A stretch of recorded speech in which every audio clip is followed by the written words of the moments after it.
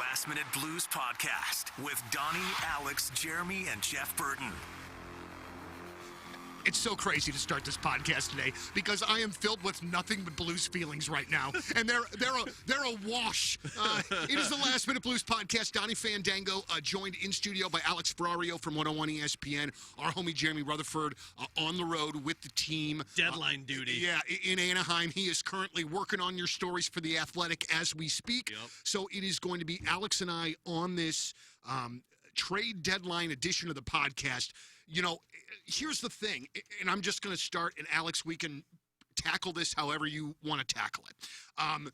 Going into the deadline, even before the Parayko injury the other night, I wasn't particularly sure that the Blues were going to do anything, but just as a fan, I'm always hopeful because I love the trades. It's exciting. It's awesome. But, you know, I wasn't exactly sure what made sense for the team. Well, then the Parayko injury happens, and you're like, crap. I don't know if it really massively changes what I thought before, but as far as going all in for someone or really trying to, you know, get a guy to push you over the top for this playoff race, it just didn't seem to make a whole heck of a lot of sense. Yeah. So then, you know, we listened to Doug Armstrong's presser before we started the podcast so that, you know, we would know what was in the GM's mind. And he was not exactly glowing in his thoughts on the Blues making the playoffs this year as well. So there's just a lot to discuss here. One, Alex, are you surprised that they didn't make a move? Let's start there. Are you surprised? And then just kind of spin off on that. Even if you're not surprised, are you disappointed? What do you wish they would have done? Kind of let's just start there. So let's start, Am I upset that they didn't make a move? No, because like Donnie, when I look at the prices, here's the thing. When you lose a significant player to your team right before the trade deadline, you know what that does to 31 other teams? Oh, well, you got to pay.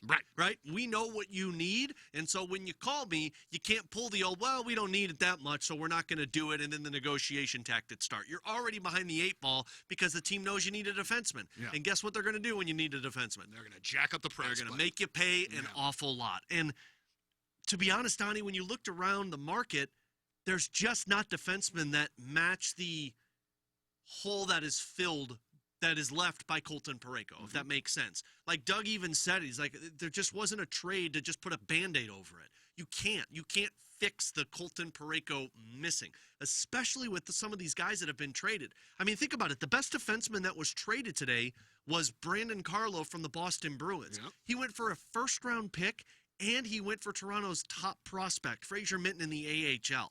I mean, that is the equivalent of giving up like your first-round pick and an Otto Stenberg, or your first-round pick and Dalibor Dvorsky. Like, you're giving up a lot to get a defenseman who's got 1 year left, who's probably at best a third pair. And you're going to trade for him, give up all those assets to try and put him into your top pair?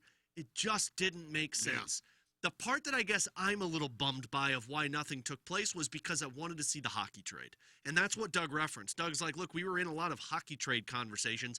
Nothing came to fruition. And it makes sense, right? We rarely see hockey trade. What we saw today with Buffalo and Ottawa of Dylan Cousins for Josh Norris, that doesn't happen. You don't know why? Because Brady Tkachuk was in tears finding out that his buddy was traded away. You think that team's going to be able to go on a run and combine together now? So hockey trades don't happen that often. And if you weren't making a hockey trade to bring in something that made you better, you're probably not pulling a trade off. I just thought there would have been something there for a hockey trade. But the good news for a lot of Blues fans is we've seen this before, right? The conversations started at the deadline before the Ryan O'Reilly trade took place. Then they went to the draft. And then what happened? Free agency day one, Blues traded for Ryan O'Reilly. So hopefully these hockey trades kind of start something, and then in the offseason you can revisit it. But, yeah, it's a little bit of a bum that you didn't see a defenseman get traded to the Blues. But, again, Donnie, like, I look at it and I look at the prices and I say, did I really want to pay what the Blues would have had to pay to get a defenseman who is not Colton Parayko? Because let's say you do it. You miss the playoffs by 4 points. Is it worth it? Yeah, I don't think so. I don't think so either. All right, so I want to be specific on and honestly a little more clarification in my brain on your definition of a hockey trade. Yeah. And a hockey trade would be essentially, and again, please correct me here, but involving NHL players that, in essence, kind of works out as a wash to work for both teams. Correct. Yeah. Is that kind NHL. of, Yeah, hockey trades to me are you're trading something that's on your NHL roster or close to being on your NHL roster, and you're getting back a player that helps your team right now. this is not a prospect situation. This is not a draft pick situation. This is guys that are ready to roll now. Yeah, this is not trading Dalibor Dvorsky in a first-round pick for a NHL forward. That's a buyer's market. That's a buying at the trade deadline. No, a hockey trade is, again, what you just saw with Ottawa. Ottawa traded Josh Norris, second-line center, for a younger Dylan Cousins, second-line center. Those are the hockey trades. I was wondering if they could pull one off on the defensive side. Bo Byram's name had been brought up with the Buffalo Sabres. It's pretty obvious they've been kind of selling pieces off. Brant Clark's name was floating around there with the LA Kings. I brought up Jamie Alexiak's name earlier today from the Seattle Kraken. I was thinking maybe they could find a way to dangle one of their NHL forwards for a defenseman and add a pick to spice it up. But I can understand another team not wanting to do that right now unless you're giving that team more. So for the Blues, you can't get bent over at the trade deadline. You just can't afford to do it. Well, I mean, you can't. Your margin of error is so slim. I mean, we just can't. I mean, we don't have the talent base. I mean, we just can't. We're not in a position where we can lose at all. No, you can't afford to give up. And this is what Doug said during the press conference. They're not in a position to give up all of the young assets that they've acquired over the last 3 years. The Snuggerud, the Dvorsky, the Stenberg, the Lindstein, they're not in a position to trade those away. Because, one, you don't know what they're even close to being at the NHL level. And, two, you're still in a retool. Like, I know it doesn't feel like it because they've gotten closer to the playoffs, but you are still a retooling team. Retooling teams don't trade away prospects. Now, to me, that first-round pick in this year's draft did nothing for me. I've said this on the podcast the last time. Like, you're done accumulating assets. Now it's about either growing those assets or going out and getting something that helps you to the now. But, yeah, I mean, to trade something for a Brandon Carlo, like, think of some of the names that were traded today, Donnie. Like, Brandon Carlo was traded. Brad Marchand was traded. You weren't in on that market. Charlie Coyle was traded. Luke Cunnin was traded. Like, these are all guys that, yeah, you know what, are good pieces to help a team. But are you really going to give up a second and a fourth-round draft pick for a third-pair defenseman over just letting Tyler Tucker play down the stretch? Right. All right. So I've got to questions. So over the course of this past week, the Tampa Bay Lightning have made a couple of moves, and in one of the moves, they were trading, I believe, a first-round draft pick, maybe 2 first-round draft picks. And I'm paraphrasing here, but their general manager, Patrice Brisebois, is that his name? Julien Brisebois. Julien Brisebois pretty much said, I don't give a crap if we're drafted in the first round until 2064. I want players here that can play. So, you know, man, there's always this battle in my head when it comes to these types of deals because I've always been led to believe as a fan that first-round pick, that second-round pick even, and maybe even in the NHL a third round, there's some capital there. There's some draft cap. That is a good thing for you to have. But it seems as though, and please correct me here, that is only good to a certain extent.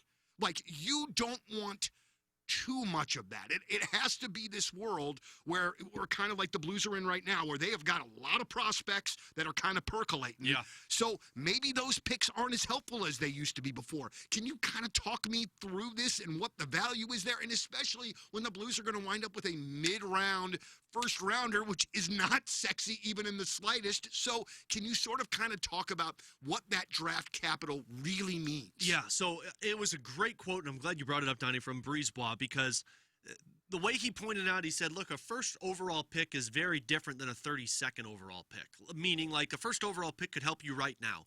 32nd overall pick, pretty much, I think if you're drafting outside of the top 10, you're talking about that player potentially helping you maybe 3 years from when he was drafted. And that's a big maybe. And that's a best case scenario, right? Yeah, I mean, look at Mikko Rantanen. He was drafted, I think it was the 2018 or 2016. It was the 2016 draft. He was 10th overall. He didn't turn into a 50-goal scorer until about 2019, 2020. So, like, these guys typically don't help and become NHL players for 3 to 5 years. So it's tough because if you're in the Blues' shoes, it's kind of a toss-up. Like, yeah, sometimes the first-round picks are pretty beneficial for you because you might finish 16th overall. You might finish 10th overall. So you're kind of weighing that in between. When your teams like the San Jose Sharks and the Chicago Blackhawks, man, those are everything for you. Boston is another great example. They're accumulating as many first-round picks as possible with all these older players. Why? Because those first-round picks, they're in a retool. They're at the start of what the Blues were at 3 years ago. But when you're Florida, when you're Tampa, when you're Dallas, when you're Colorado, you've got the core in place. Think of Dallas. Dallas is a perfect example today, and even Tampa, as Julian Brisebois is bringing it up. They traded multiple first-round picks for the next couple of years. Dallas did to get Mikko Rantanen. Tampa did to get Bjorkstrand and Yanni Gourde. Well, why did they do that? Well, because Tampa's got Nikita Kucherov in his prime, Braden Point in his prime, Vasilevsky, who's probably got a couple of more years of this style in him, Victor Hedman, and then on top of it, you signed Jake Gensel. You've already got the checklist of like what you need to win a Stanley Cup. You've already got. Yeah. And when you're trying to win as many cups as possible, like Brisebois said, you know what you need? You need depth. You need to have the third-line players. You need to have the second-pair defensemen. You need to have the insurance policy to get you through that grind of a Stanley Cup playoff run. How do you get those? Well, you got to give up first-round picks. But guess what? If I'm Brisebois, let's say I don't trade for Bjorkstrand and Gourde because I want to keep the 2026 and 2027 first-round pick. Man, those guys aren't going to help you until 2029, maybe 2030. By then, Kucherov is 3 years older. Vasilevsky's 3 years older. Hedman's 3 years older. You might be out of your window. Right. And you may have not won one Stanley Cup compared to, let's say, you win 2 Stanley Cups. Dallas is another perfect example. Man, they've got Heiskanen. They've got Johnston. They've got Duchesne. They've got all of these guys. Why wouldn't you trade 2 first-round picks for Mikko Rantanen? I want to win now because I can win now. It's different when you're the Blues because I don't think you can win now. No.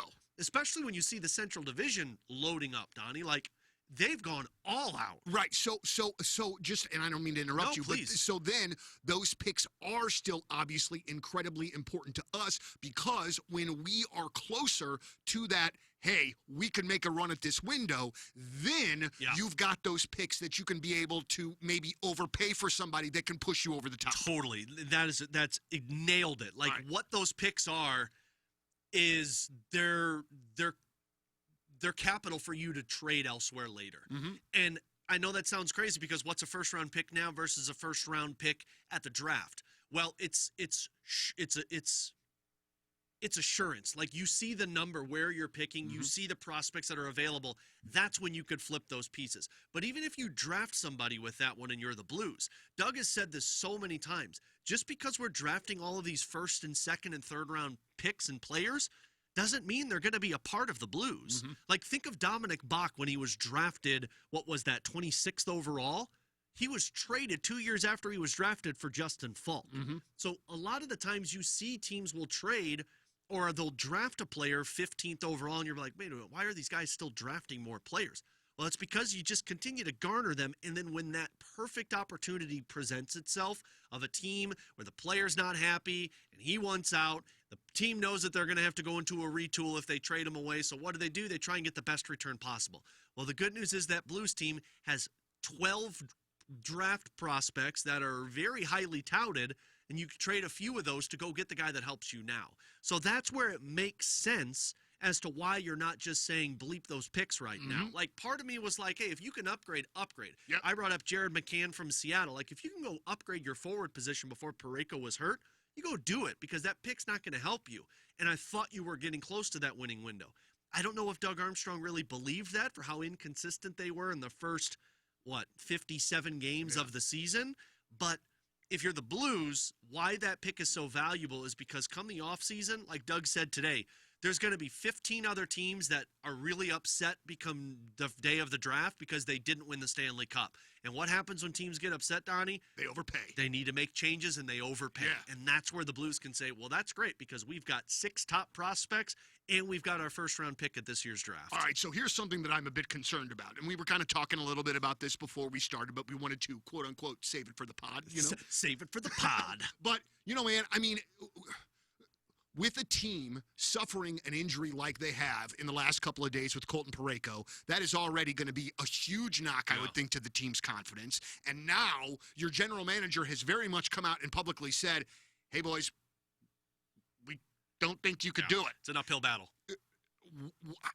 How does the locker room respond to that? That has got to be a real friggin' tricky situation. That said, I feel as though we got a good head coach that can kind of, help in times like this. This is why you're happy you've got Jim Montgomery as opposed to maybe Drew Bannister, right? Yeah, you remember in the movie Miracle, Donnie, when Kurt Russell's character playing Herb Brooks stood up in front of the group after they made the team and he said, I'm your coach. I'm not your friend. If you want a friend, that's Craig Patrick over there in the dock.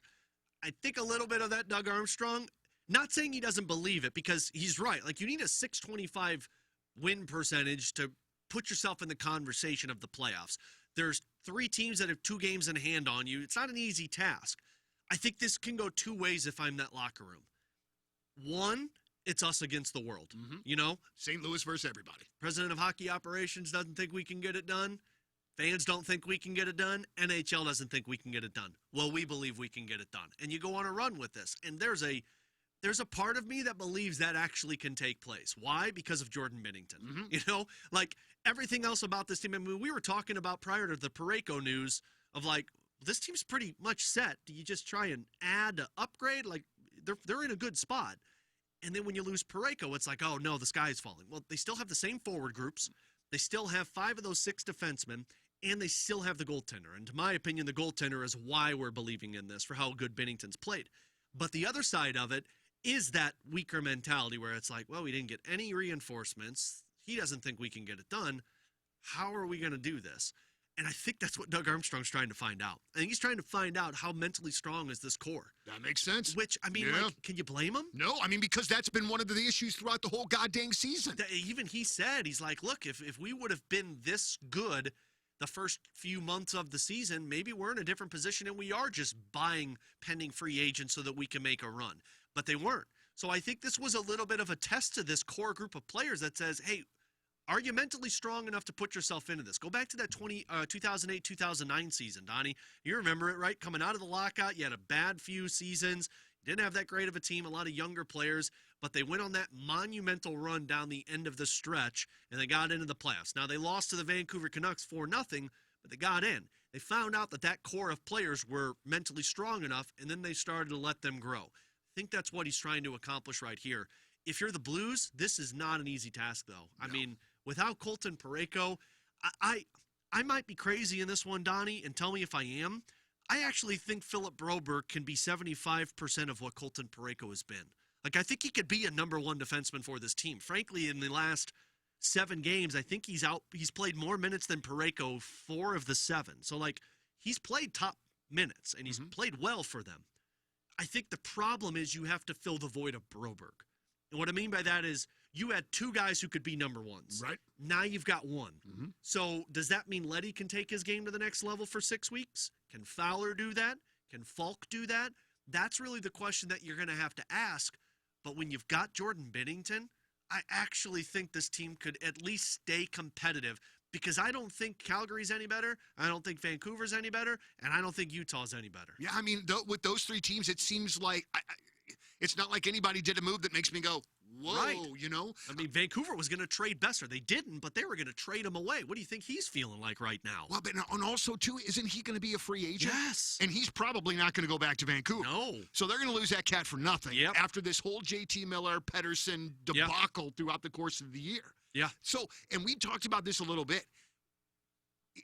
Is it out of the realm of possibility that Vancouver flips Pedersen in the offseason and maybe kind of does a retool of their own? Because it kind of almost seems like that's where they might be leaving. And then if they do trade him, then is Hughes going to want out too? Yeah. I think Vancouver's looking at the destruction of their team in an offseason. Now, I don't know if they do it with Pedersen because if you're them, you got to get something really good in return. Oh, man, you got to. Yeah, like you've got to get like Matthew Tkachuk-esque return for Pedersen. And I don't know if a team's going to be willing to do that, especially if Pettersson struggles. But yeah, Quinn Hughes was the one that basically, I think the reports were before Miller was traded. It's like, look, if you trade Miller and trade Pettersson, you might as well put my name in the conversation too, because why would you want to stay there? He signed a long-term deal to stay with a team that was competitive, but you don't get a contract extension done with Besser.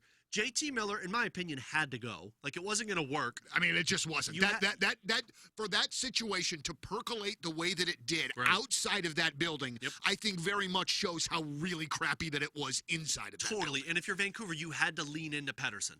That was the dude you drafted. It's the guy that's young. You gave him the money. You got to lean into it. But he's got no trade protection that kicks in on July 1st. And if you struggle down the stretch and you miss the playoffs, and he has not been very productive this year, Vancouver is going to have some big-time question marks. And that's what I mean, going back to the Blues, by those hockey conversations. Now, I don't know if Doug was talking to Vancouver about Pettersson. Right. Frankly, I doubt it. But those are the hockey trades that we just don't know about, right? You could get to the offseason, Donnie, and Pettersson is available. Brady Tkachuk is available. I know a lot of people saw earlier today him very emotional by Ottawa trading away one of his favorite guys to be a teammate with. Not a good thing. Ottawa's doing, side note, Ottawa's doing everything possible to try and like force Brady Tkachuk to one out. Like, it is just wild right now. But anyway, he could become available. You know, if Mitch Marner doesn't sign a contract extension, Marner could be available via trade before he hits free agency.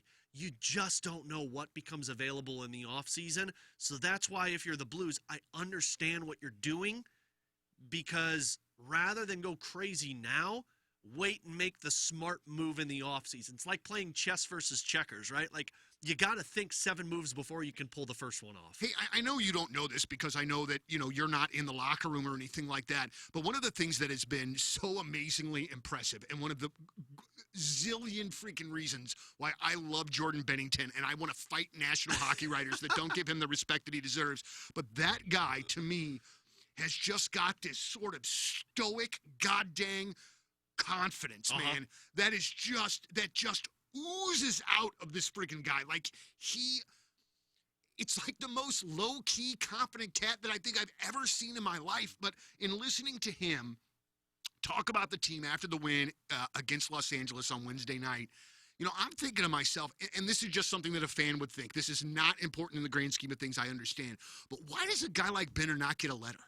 Why is he not? That's a good point. Why doesn't that cat wear an A? Because I cannot imagine, Alex, that is not one of the most important. Even if he's not vocal, I cannot imagine he is not one of the biggest leaders in that locker room. Yeah. Right? No, he absolutely. He's a leader without being a leader. He's kind of what they used to say about Big Walt, Keith Tkachuk, right? Everyone would be like, why is he not getting the captaincy? Remember when Dallas Drake got it and Eric Brewer got it? And people were like, why are they not giving it to Tkachuk? Because Tkachuk was kind of the captain, didn't need the letter on him. Sure. Same with Alex Steen. Like, he was a leader without having to wear the C. So I think that's what Jordan Binnington is. Everybody knows that Binnington is he's the backbone of that team. Like, if you lose Benner, the team doesn't have a chance. You haven't seen a goalie wear a letter, which I don't think a goalie can wear a letter anymore, if I'm not mistaken. And maybe that's it. More than anything else, I was just listening to this guy's interview going, God damn it. I'm so happy. You want to run through here. a wall, right? Absolutely, man. And that's what I think of when I think of those guys wearing those letters. I didn't know that a goalie technically couldn't. And I think the only reason why is because, like, technically they can't talk to the officials or something like that. But regardless, the last guy to wear a letter as a goalie was Luongo. Remember, he had the C on his mask. Oh, I think he was the last one that wore a letter. And other than that, but I think it's just because it goes without saying, goalies are already an unofficial leader of the team, especially when you've got number ones that play 60% of the season for you. That makes a lot of sense. All right, so here we are, man. 2019, 18 games, whatever left in the season. Not a fun place to be as a Donnie. It's just a really weird, sort of uncomfortable sort of spot, and I kind of feel like we're going to get a really good idea on what we're going to see for the next month or so on how these guys come out tonight. Let me ask you this, Donnie, real quick. If we were on, because we were doing a podcast today regardless after the trade deadline, let's say Parayko wasn't hurt, and let's say the Blues did nothing today. What would our take be? Well, I mean, honestly, I would feel better about the situation because of how well that they had been playing. Yeah. And I would be fine, pretty much almost the same things as what we said. I am fine with them saving the assets until the summer. it would just, it would just make you feel better if number 55 was back there. Well, but I can't say that if he were here that I would be disappointed that they hadn't made a deal to kind of push him. Because, dude, after you see the moves made by Dallas and Colorado, it's an uphill battle. It's a real uphill battle. And I love our Blues, but, I think we also need and owe it to ourselves to be realistic about what we have. Well, and that was kind of my thought process, too. Like, I would have been bummed because you would have liked to see them maybe put a little bit more into the team. But I would have said, you know what? I get it. 2018, 2019, they did the same thing, right? They were like, meh, get Michael Delzato, who's a good depth piece, but otherwise we're good. I could have seen that confidence with the team. So really what we're talking about is how do you overcome Parayko? And you don't overcome Parayko. But the best way you go about it is you rely on your goaltender and you rely on your team. And this is the only – I'm going to try and – sprinkle all of my Blues optimistic butterflies all over everybody right now. But the style that they have been playing since they returned from the Four Nations, it's not because of one person. It's because of the 5 guys on the ice and how they're playing. Doug Armstrong even said it. Do they continue to fight for each other? Do they continue to block the shot that they don't have to block so that they win the hockey game? That's what's determining how well they've been playing. Sure, when you have Colton Parayko out there, that's going to give you a extra push. But if you're playing the right system where you're limiting the scoring chances and your forwards continue to forecheck the way they've been and your goaltender continues playing like Binnington's been playing, you can at least stay in the conversation with Calgary, Vancouver, and Utah. And then Jeff Merrick told us this yesterday. It always comes back to goaltending. Who's got the better goaltender? Yeah. Go through those teams, Donnie. Lankinen with the Vancouver Canucks or Binnington? Benner. Easy, but he's had a good season. He has. Dustin got Wolf, a contract for it, but in the whole thing. Dustin Wolf or Jordan Binnington? Oh, Benner. And then you've got Vejmelka or Binnington. Yeah, since I don't even know who that dude is. Absolutely. Utah Hockey Club goalie. You're right, though. Well, sure, but absolutely. Yeah. And then listen to the schedule. This is the thing. They've got the easiest schedule in the NHL the rest of the way. Now, they play Anaheim tonight. Then they've got the Kings. But then this is the rest of March. Pittsburgh, Minnesota, Anaheim, Nashville, Vancouver, Chicago, Nashville, Montreal, Nashville, Colorado. Out of the, 8, 10, 12 teams that I just listed, 3 of them are in the playoffs. And one of them's a wild card team. So if you take care of business, you very much could continue to do what you've been doing. You're taking on twice the Anaheim Ducks, who have sold pieces, 3 times the Nashville Predators, who have sold pieces, Chicago, who has sold pieces, and then Pittsburgh, who has also sold pieces. And I didn't even mention April when you take on Detroit, Pittsburgh, Seattle, Utah, and then you've got Colorado and Winnipeg. Really what this is going to come down to is you taking on Vancouver, Utah, and then beating the bad teams that sit below you in the standings. And, again, Parayko is a massive piece to lose.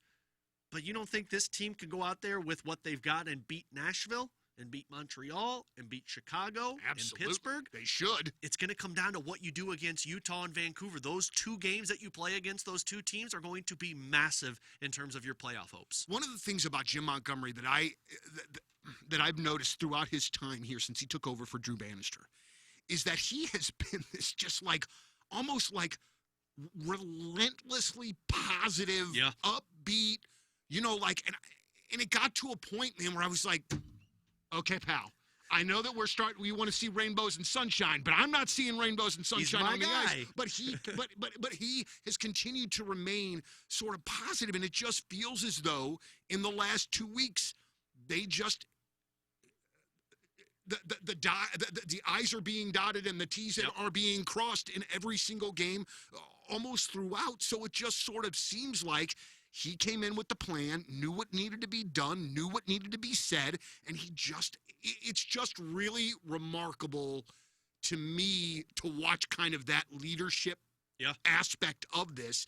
And also, me as a fan, it makes me kind of trust the process more when I know, again, that Montgomery's in the dressing room with the guys. Yeah, well, and I think you're spot on with it. Everybody has known Jim Montgomery is an incredible leader. He was, you could just get that vibe listening to him talk to us on the podcast a few episodes ago.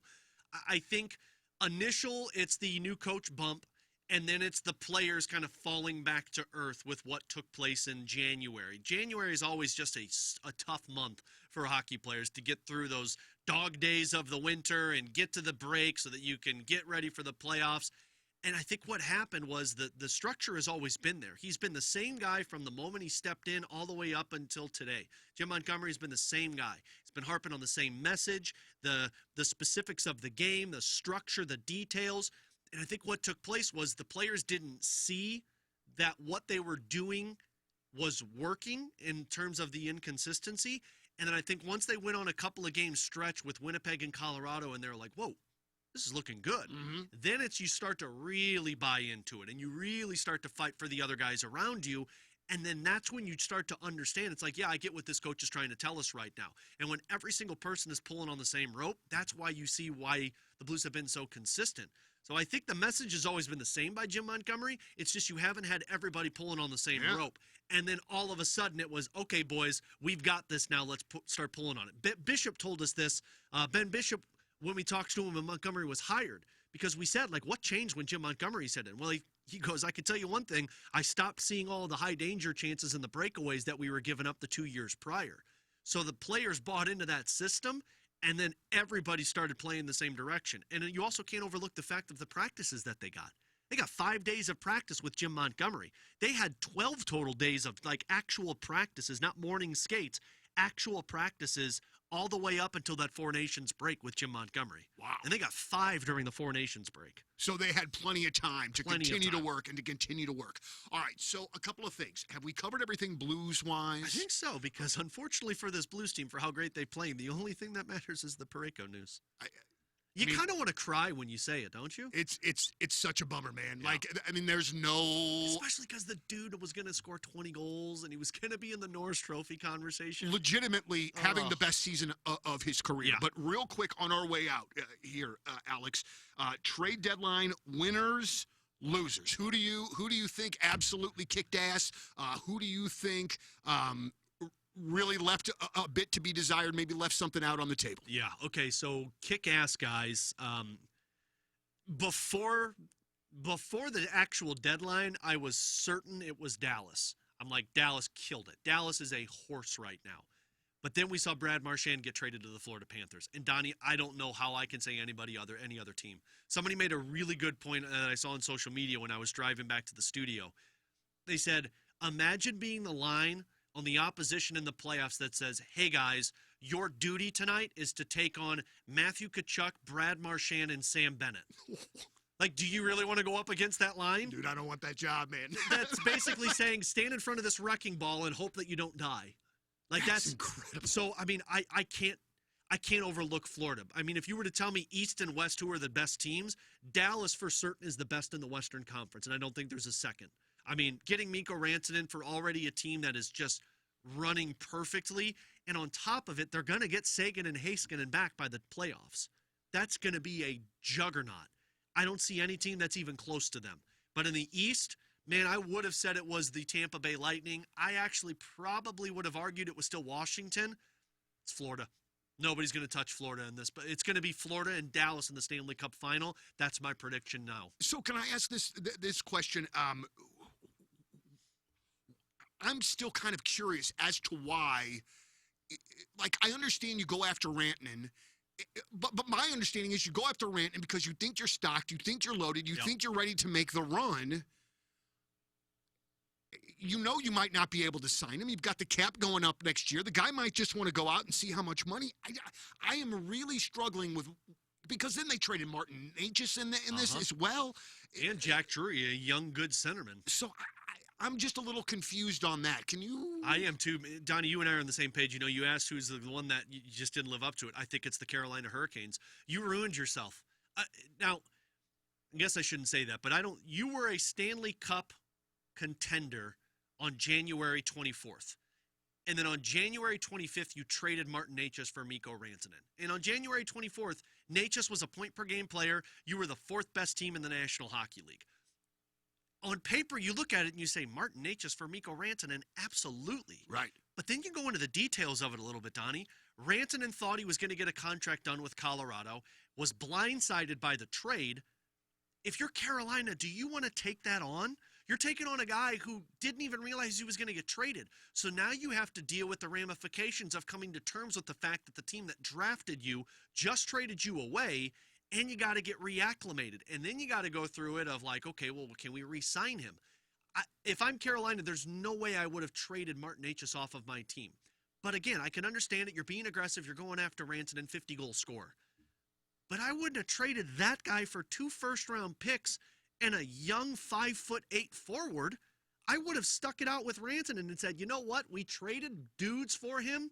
We're either going to win the Stanley Cup or we're going to lose it. And he's going to walk in free agency, and we'll address it in free agency. Now, how much of that, though, because I had heard that maybe, like, his body language had not been super great in Carolina. I think he scored 2 goals in the 15 games that he played with them. So they had a pretty good idea, like, this dude doesn't want to be here, so we need to get something. Which is why I would have never traded him in the first place. You know? Unless you knew he wanted to come there. Right. Martin Necas had bad body language last year, right? That's why he was in the rumor conversation if he was going to get traded. But he signed a 2-year deal, and he was a point-per-game player. And supposedly he had worked that out with Rock and Roddy. Like, they had figured out whatever their situation was. So Carolina, in my opinion, on January 25th was a Stanley Cup contender.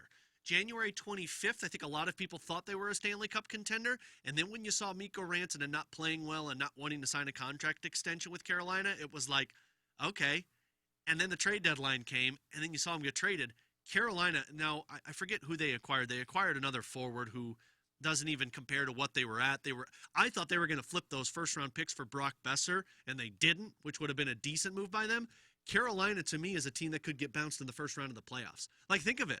They're going to be going up against, potentially at some point, Toronto, Tampa, Florida, Washington. Good luck. They're not better than any of those teams absolutely now. Absolutely not. Now you don't even have a legit goal scorer on your wing. Man, and also, too, we talk about what's going on and if there's anything negative creeping into the Blues locker room right now. Man, if you're in that Carolina locker room, I would think the same sort of thing. There's 2 teams that I'd be very worried about that negativity is going to start seeping in, Carolina and Ottawa. Now, I think Brady Tkachuk is an incredible leader, and I think he'll be able to get that team right. I don't know if they make the playoffs, but good luck trying to good luck getting him back in the same headspace he was prior to that trade. Listen, we've talked about this before this year on this podcast, and I'm not saying that Brady Tkachuk is going to come here, but Brady Tkachuk is going to get sick of not making the goddamn playoffs, and that's going to happen sooner than later. Yep. Especially, dude, what happens if his brother wins another one? Yep. And he's won 2, and Brady's like not even sniffed the playoffs. And also, not to get political on the podcast, but also, did you see the video that was going around of how frustrated he looked when they were booing the national anthem at the Ottawa Senators game? I'm not trying to like throw gasoline on a fire and speculate. That's not what I'm doing right now. Again, I think Brady Tkachuk is an incredible captain. He will find a way to put that team in the right headspace, and then it's going to come down to who's got the best stretch run. But if you miss the playoffs on top of everything that we just discussed, good luck keeping him engaged, man, because that team goes all – that team traded for they traded for Ullmark, they traded for Cousins, and you still missed the playoffs. And now you got all of the other stuff on top of it. It's going to be a fascinating. This is why I always love that Doug quote that he says. He's like, look, there are going to be 14 teams that are upset at the end of the regular season that didn't make the playoffs, that want to make moves, and then there are going to be another 15 teams that are going to be upset that they missed the Stanley Cup championship. And that's where you kind of lay your groundwork to say, cool, let's start making some deals. Well, I think we're going to see exactly what we're going to be looking at for the next 20 games or so tonight as the Blues take on Anaheim. We will be podcasting again next week. Hopefully we will have JR back with us, but he is, again, in Anaheim right now. He's in L.A. He's got to Uber to Anaheim for the game after he writes an article for the trade deadline to get to Jim Montgomery's press conference. As Liam Neeson once said, good luck. Actually, he didn't say that. The whatchamacallit said that, but, you know, it's from the movie. Dude, you completely botched that. Dude, I did, actually. This is embarrassing. Dude, can I do one? Awesome. I want to do one of these. No, because I do it sometimes, too. I'll get into my role closing out the podcast and be like, what in the Jesus hell did I just say? You just blanket like, wait, what? All right, so thank you very much for listening to the trade deadline edition of the Last Minute Blues podcast. For our homie Jeff Burton, Jeremy Rutherford, Alex Ferrario from 101 ESPN, I'm Donnie Fandango, and as always, let's go Blues! The Last Minute Blues Podcast. Hear more at 1057thepoint.com.